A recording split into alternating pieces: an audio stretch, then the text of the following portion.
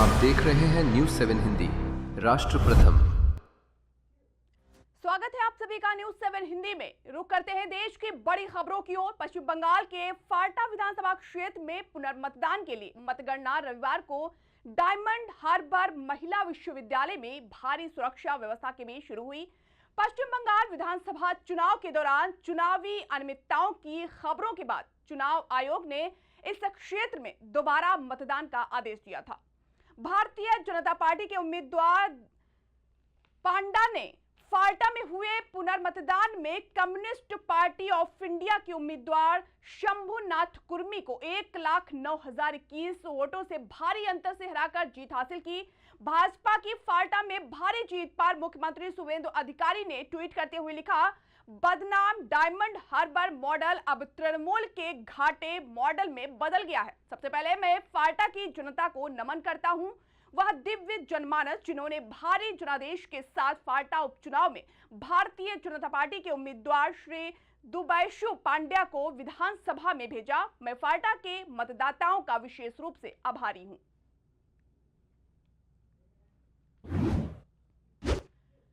असम की हिमंत बिस्वा शर्मा सरकार आज विधानसभा सत्र के आखिरी दिन यूसीसी बिल पेश करने जा रही है। इससे पहले राज्य कैबिनेट ने बुधवार को बिल के ड्राफ्ट को मंजूरी दे दी। मुख्यमंत्री ने अपने दूसरे कार्यकाल को पहली कैबिनेट बैठक के बाद ही इसकी घोषणा की थी। सरकार का कहना है कि प्रस्तावित कानून का उद्देश्य शादी की न्यूनतम उम्र, बहुविवाह, संपत्ति में अधिकार, विवाह पंजीकरण और लिव इन रिलेशनशिप जैसे नागरिक मामलों को एक समान कानूनी ढांचे में लाना है। हालांकि यूसीसी को लेकर विपक्ष ने सरकार पर हमला बोला है। रायजोर दल के प्रमुख और शिवसागर में विधायक अखिल गगोई ने आरोप लगाया कि सरकार दिल्ली और नागपुर को खुश करने के लिए ये बिल ला रही है। कांग्रेस विधायक जाकिर हुसैन सिकंदर ने कहा कि यूसीसी से असम को कोई फायदा नहीं होगा। वहीं कांग्रेस के एक अन्य विधायक रकीबुद्दीन अहमद ने आरोप लगाया कि यह कानून एक खास समुदाय को निशाना बनाने की कोशिश है और कांग्रेस इसका जोरदार विरोध करेगा। हम लोग पहले ही बोला इसका क्या जरूरत है। अगर इसमें विधानसभा में लेके आया, इसका पहले तो असम का जनता का साथ बात करना चाहिए था। असम में जो पार्टी है, पॉलिटिकल नॉन पॉलिटिकल, उन लोगों के साथ तो बात करना चाहिए था। कोई बात नहीं किया। इसी से सिर्फ बीजेपी का पॉलिटिकल एजेंडा, बीजेपी का पॉलिटिकल एजेंडा इसलिए इसी लेके आया विधानसभा में। तो हम लोग का एक ही बात है, इसमें क्या बेनिफिट होगा असम का लोगों का, ये बताना पड़ेगा। इसमें क्या बेनिफिट होगा असम का लोगों को, असम का जनता का, ये बताना पड़ेगा गवर्नमेंट ने। देखिए फिर से पेट्रोल डीजल का दाम बढ़ गया। क्या हो गया है देश में? नरेंद्र मोदी जी, हिमंत बिस्वा शर्मा जी, क्या हो गया देश में? इतना दाम बढ़ गया। लोग कैसे लोग जी पाएगा? लोगों का तो इतना मुश्किल हो गया, आप लोग का तो उसमें ध्यान ही नहीं है। बढ़ गया। क्या हो गया? इसे तो नहीं चलेगा देश। तो हमारा एक ही सवाल है, इसमें आप लोगों का क्या है, राय क्या है? ये जो पेट्रोल डीजल का दाम बढ़ गया, इसमें चीफ मिनिस्टर जी, असम का चीफ मिनिस्टर जी, आपका क्या राय है? आप क्या बोलेंगे? हम लोग पहले ही बोला इसका क्या जरूरत है। अगर इसमें विधानसभा में लेके आया, इसका पहले तो असम का जनता का साथ बात करना चाहिए था। असम में जो पार्टी है, पॉलिटिकल नॉन पॉलिटिकल, उन लोगों के साथ तो बात करना चाहिए था। कोई बात नहीं किया। इसी से सिर्फ बीजेपी का पॉलिटिकल एजेंडा इसलिए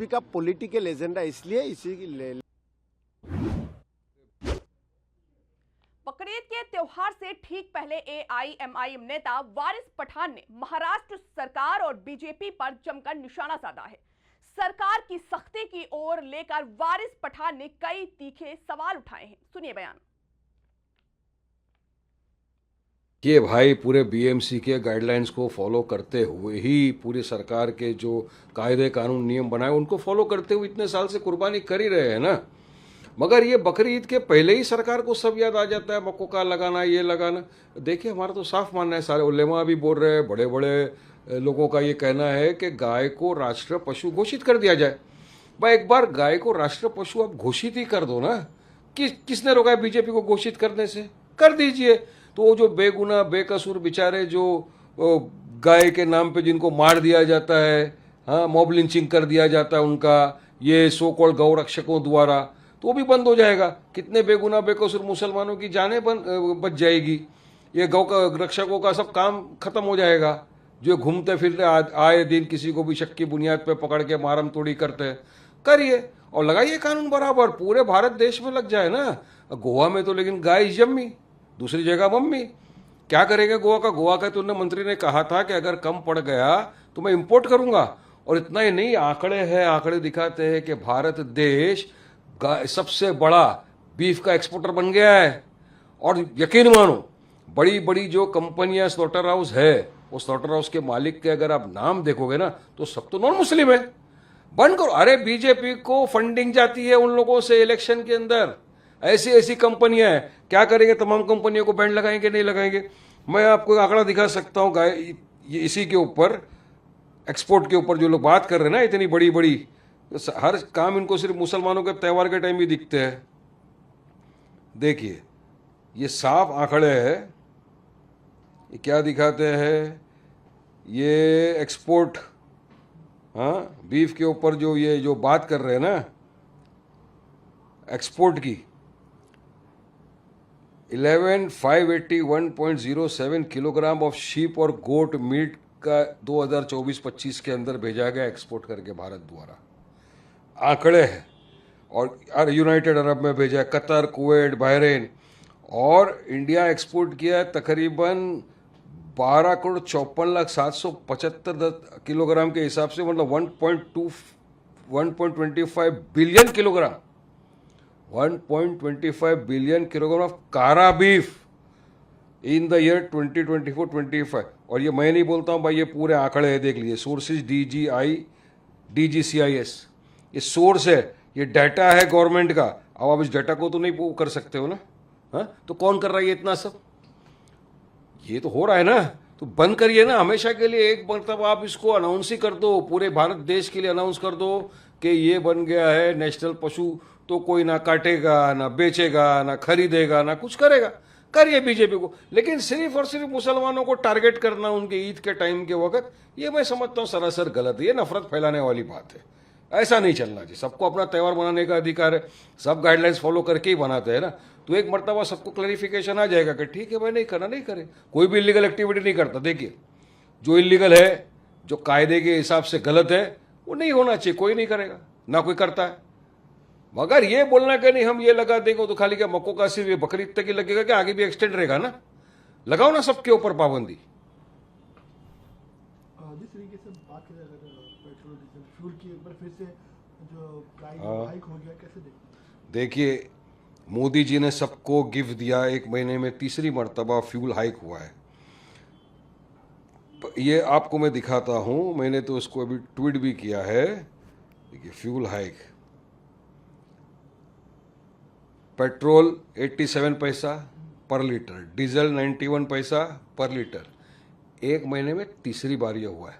अभी 6 दिन है, मोदी जी ने सबको तोहफा दे दिए, सब तोहफा लेके बैठ गए और खुद तो चले गए थे 5 देश की यात्रा करने के लिए।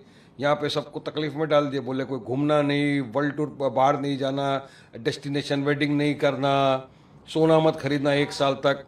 अब ये क्या है, क्यों बढ़ रहा है? ये आपको यकीन मानिए, जो पेट्रोल डीजल का भाव बढ़ रहा है, इसका मार जो पड़ेगी वो सीधे सीधे एक गरीब आदमी को पड़ेगी। क्योंकि इससे भाव बढ़ने से ट्रांसपोर्टेशन पे फर्क पड़ता है, वेजिटेबल महंगे हो जाते हैं। इनका क्या जाएगा? इनकी तो तिजोरियां भरी हुई, आम गरीब नागरिक को। देश में बढ़ती महंगाई की मार के बीच आम लोगों को एक बार फिर झटका लगा है।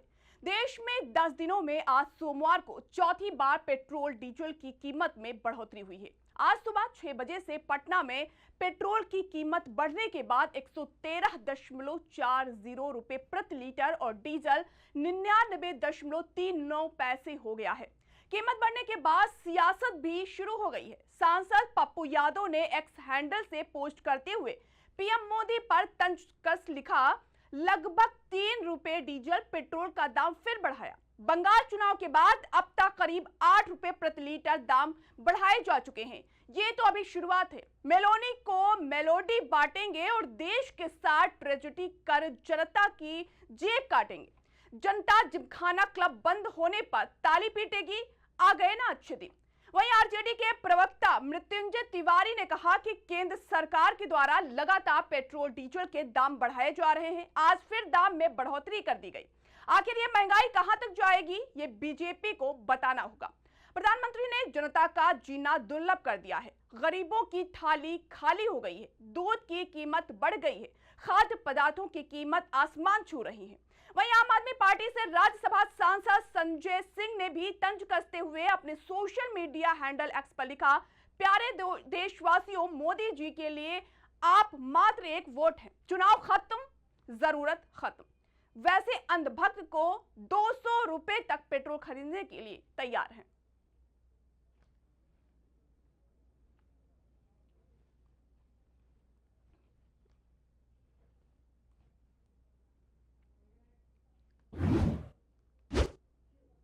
उत्तर प्रदेश के झांसी और मुजफ्फरनगर में पड़ रही भीषण गर्मी ने जहां आम जनजीवन को प्रभावित किया है, वहीं बिजली विभाग के सामने भी बड़ी चुनौती खड़ी करती है। तापमान लगातार 45 डिग्री के आसपास पहुंचने से बिजली की मांग तेजी से बढ़ गई है, जिसके चलते ट्रांसफार्मरों पर अत्यधिक लोड पड़ रहा है। इस स्थिति से निपटने के लिए बिजली विभाग ने नया तरीका अपनाया है। झांसी और मुजफ्फरनगर में इन दिनों बिजली विभाग ने ट्रांसफार्मर को कूलिंग देने के लिए कूलर लगाए हैं। साथ ही उन पर लगातार ड्रिप के जरिए पानी की बौछार की जा रही है ताकि उनका तापमान नियंत्रित रखा जा सके। अधिकारियों का कहना है कि गर्मी के कारण ट्रांसफार्मर जल्दी गर्म होकर ट्रिप हो जाते हैं, जिससे बिजली आपूर्ति बाधित होती है। साथ ही थर्मोविजन कैमरे की मदद से ओवरहीट हो रहे बिजली के तारों को मॉनिटर किया जा रहा है। विभाग लगातार सभी स्टेशनों की मॉनिटरिंग कर रहा है ताकि किसी भी प्रकार की तकनीकी खराबी से पहले ही निपटा जा सके।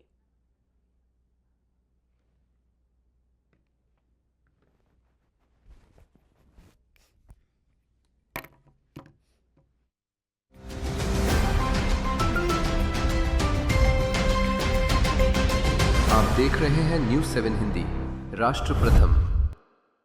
चुने हुए इंग्रेडिएंट्स और फाइनेस्ट ग्रेडिंग से बनते हैं लाजवाब टेस्टी मसाले, राजेश मसाले। क्या चटपटा है राजेश मसाला, ट्राई करिए। अच्छा, राजेश मसाले चुने